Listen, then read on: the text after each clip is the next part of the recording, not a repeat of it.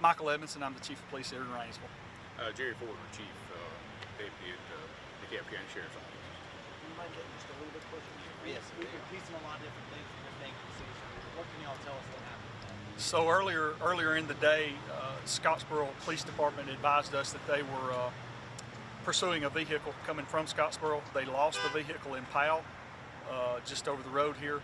My patrol officers went out to set up spike strips to try to stop the car before it got into the intersection here.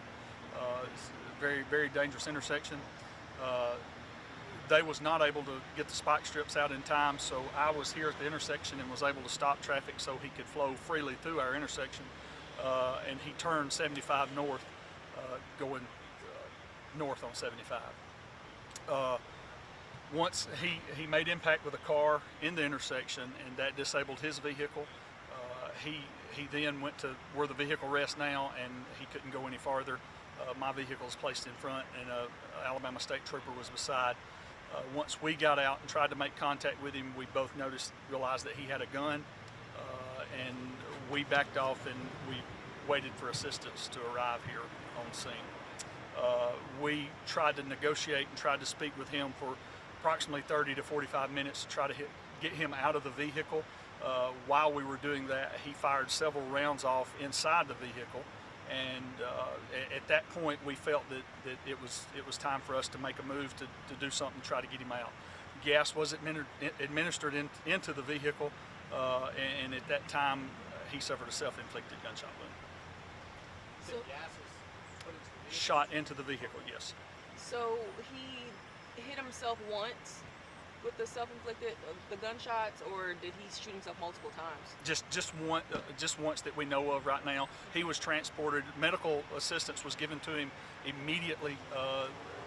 Medics, our fire medics, and DAS was here on standby. They were here within probably 30 seconds of that happening and us getting him out of the vehicle. Do you guys have any inclination as to why he didn't want to stop at this point? We don't have any information at this time to why, so that will come out hopefully in the investigation. Is it his car?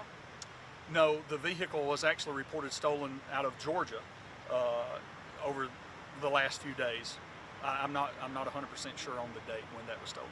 Was it his weapon? Yes, that we know of. Sure. Yeah, I mean.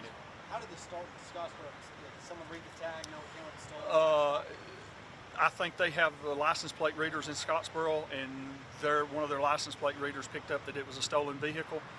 The Scottsboro officers went to that area and was able to locate, and he ran from them. We had heard reports that the chase went over 100 miles an hour. Could you maybe verify that? Not inside the city of Rainsville. It did not. I think it was very close. I think there was, at one time they said he was running about 90 miles an hour. You said he hit someone in the intersection here. Is that person okay? Yes, they're fine. Right immediately when that happened, I was already in the intersections. I stopped and checked on them and took off, and that's when his vehicle was here. But they were okay. Is he a resident of this area, or he came from out of state? We're not sure about that. What's his condition? Right now he is stable. He is at Erlanger. And that's in Chattanooga? Yes, ma'am. Okay. Anything else, y'all? Is there anything you wanted to add, mention, explain that we just wouldn't even think to ask you guys? Well, one thing I'm super thankful for is all the help that we've received today from the sheriff's office to all the towns, municipalities around us that came, because Rainsville's it's a pretty quiet community, and we like it that way. But when something happens, everybody comes running, and that's law enforcement in general. That's what we like.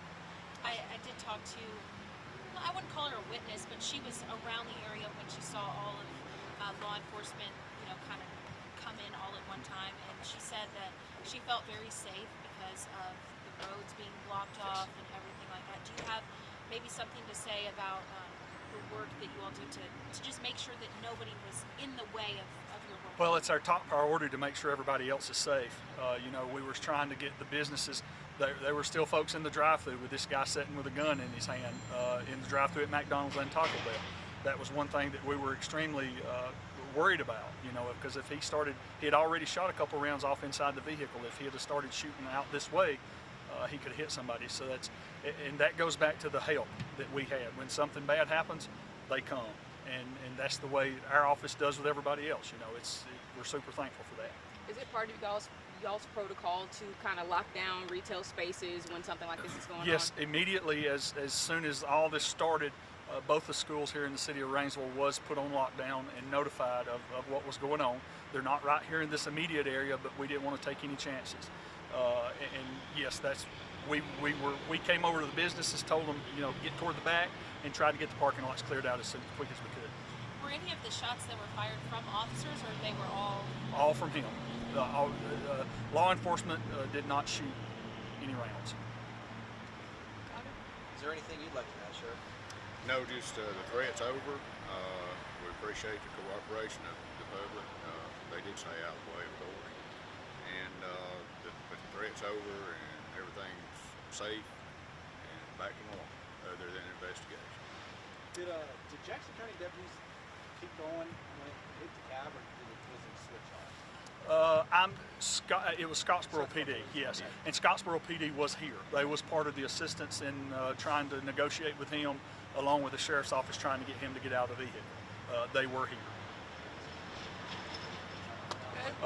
We're currently waiting on forensic science to get here, just to make sure all bases are covered, so that we're going to be here in this area and have everything shut down for probably another couple hours. So. Are there any detours people should take to kind of avoid the area? Yeah, if anybody needs to go north, if they're coming up 35 from Fort Payne area, they can turn down Marshall Road, or if somebody's coming south on 75, they can turn Marshall Road and bypass this. Yep.